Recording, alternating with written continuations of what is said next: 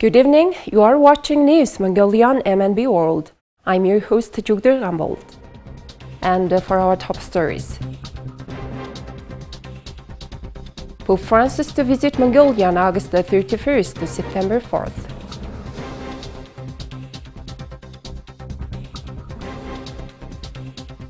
Visa waiver agreement signed with the Republic of Maldives.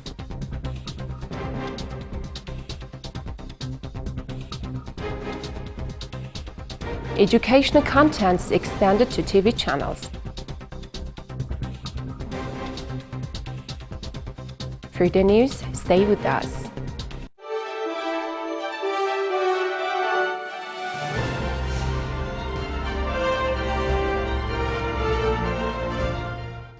In a momentous occasion for Mongolia, His Holiness Pope Francis is set to embark on a historic visit to the country, marking the first ever papal visit to this landlocked nation.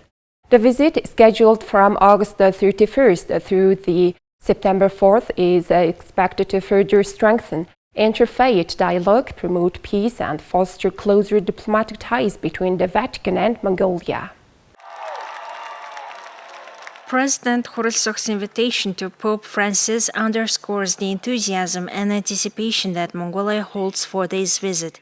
The gesture serves as a reminder of the country's commitment to international diplomacy and cultural exchanges.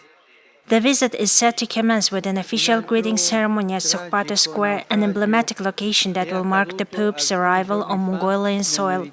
As the anticipation builds, the event is expected to be a moment of profound significance for the nation.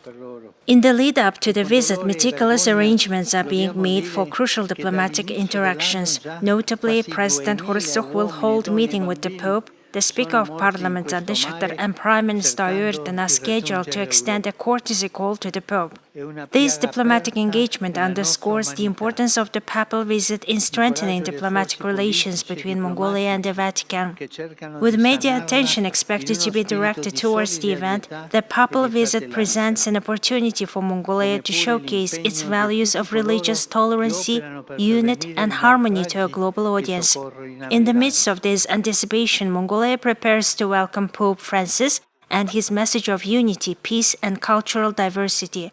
With around 1,500 baptized Catholics in Mongolia, the visit is a testament to the country's openness to different faiths and its pursuit of understanding in a world that values connection and mutual respect. There are around 6,000 general items of educational contents and lessons that were produced during the COVID-19 pandemic. Students who have access to the internet and online environment have had access to watch those lessons through the midlig.mn website. Therefore, in a significant stride towards addressing educational disparities, the Multi-Channel Broadcasters Association NGO of Mongolia has joined hands with the Ministry of Education and Science to provide tele-lessons to children living in remote areas of the country. This collaborative effort marks a crucial step in ensuring that every child, regardless of their geographical location, has access to quality education. Mongolia, with its vast and sparsely populated regions, faces unique challenges in delivering education to all its citizens. This innovative initiative aims to bridge this gap and create a more equitable learning environment. Our service reaches approximately 760,000 consumers. Therefore, uploading the educational content of midlig.mn to TV channels not only grants access to children without internet connectivity, but also offers them the opportunity to watch them via a telecast. Furthermore, several TV service providers will extend replay services, ensuring flexibility in learning schedules. Additionally, parents will no longer need to be concerned about their children spending excessive time on smartphones and computers. Despite progress in recent years, providing education to children residing in far-flung areas remains a significant hurdle. The sparsity of schools, qualified teachers, and educational resources often hampers the educational prospects of these children, leading to an alarming educational divide. This partnership between the Multi-Channel Broadcasters Association NGO and the Minister of Education and Science seeks to break down these barriers and make education accessible to every child regardless of their location. As part of the MOU, there are a lot of details to be discussed, including cost of contents broadcast and social responsibility of cable service providers. The COVID-19 pandemic, while bringing forth numerous challenges, has also inadvertently sparked a transformation in the way children approach education. With the sudden shift to remote learning and the closure of schools worldwide, children found themselves adapting to a new normal that required them to study alone and independently. Data shows that about 30% of middle school students and 13% of high schoolers had no access to the internet and had difficulty accessing internet lessons during the COVID-19 pandemic. Please take a look at current affairs of Mongolia. Mongolia and the Republic of Maldives have inked a visa waiver agreement aimed at boosting diplomatic ties. The pivotal agreement between the government of Mongolia and the government of the Republic of Maldives on mutual exemption of visa requirements for holders of diplomatic, official, and regular passports was formally signed on August 17th. This noteworthy event took place in Delhi, India, where Mr. Gambot, Ambassador Extraordinary and Plenipotentiary of Mongolia to the Republic of India, and Mr. Ibrahim Shaheb, the Ambassador Extraordinary and Plenipotentiary of the Republic of Maldives to the Republic of India, affixed their signatures to the agreement. The accord is a key milestone in the countries' relations, which were established on August 11, 1985. The move is expected to encourage cultural exchange and strengthen bilateral cooperation. Please take a look at currency exchange rates provided by the Mongol Bank.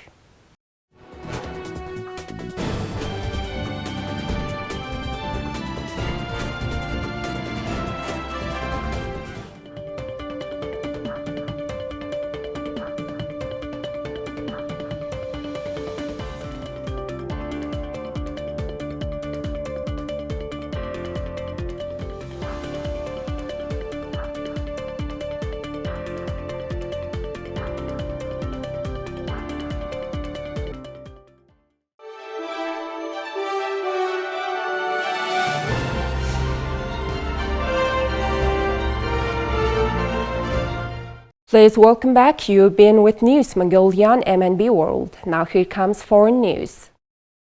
China's President Xi Jinping, who has gradually resumed foreign travel after the lifting of his country's strict COVID-19 regulations, was welcomed by South African President Cyril Ramaphosa in the South African capital, Pretoria, on Tuesday morning. Russian President Vladimir Putin will be notably absent when Xi and other leaders from the BRICS group of emerging economies start a three-day summit.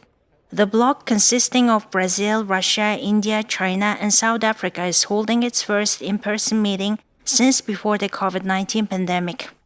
Putin will participate via video call after his travel to South Africa was complicated by an international criminal court arrest warrant issued for him in March over the abduction of children from Ukraine. After his arrival in the capital, Xi will then travel 60 kilometers through South Africa's most important economic province of Gauteng to the summit in Johannesburg. The BRICS mechanism is a significant force to protect developing countries' interests, as it's a positive and constructive force with a great influence, said a diplomat from South Africa. BRICS, an emerging market group that comprises Brazil, Russia, India, China, and South Africa, represents approximately 40% of the global population and accounts for about 25% of the global economy. Thailand's parliament on Tuesday began voting in a second attempt to choose a prime minister, hours after ex-prime minister Thaksin Shinawatra returned to Thailand after years of self-imposed exile and entered prison to begin serving an 8-year sentence. The Thaksin-linked Pheu Thai party proposed former property developer Shretra Thavisin as the head of an 11-party coalition that includes two parties allied with its former military adversaries, holding 314 seats in the 500-member House of Representatives. Shweta also needs support from the non-elected Senate appointed by a previous military government.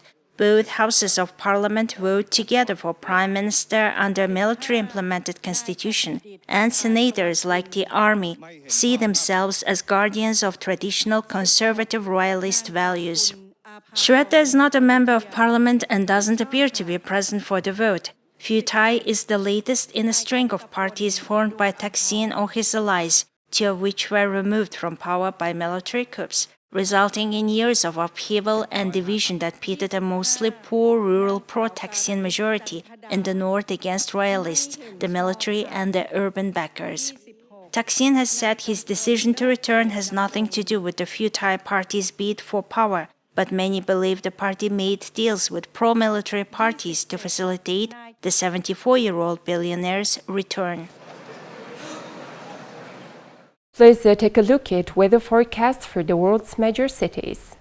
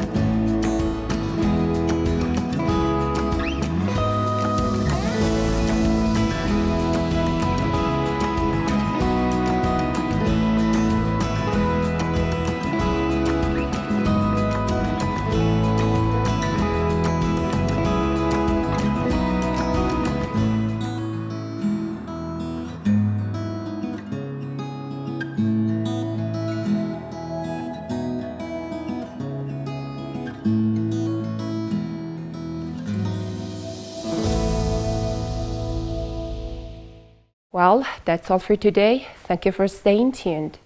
We'll see you next time with more news and updates. Have a great day ahead.